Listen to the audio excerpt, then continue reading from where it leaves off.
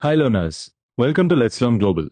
Let's discuss on how to study CMA with a full-time job is best handled with a realistic plan, short daily study blocks, and heavy weekend revision.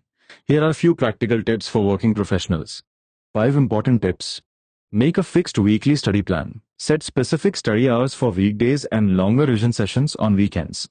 Use short, focused study blocks. Even 30-45 minutes per session works better than random long study marathons. Prioritize core topics first. Focus on the most important CMA topics before moving to lighter areas. Practice questions regularly. Attend enough lectures and make ample notes. MCQs and revision tests build exam confidence.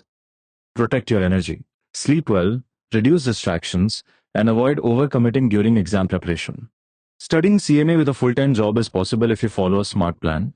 Fix your study hours, use short daily sessions, focus on core topics, practice regularly, and keep your health and motivation strong. Pass CMA while working. All the best, dear learner. Your Let's Learn team.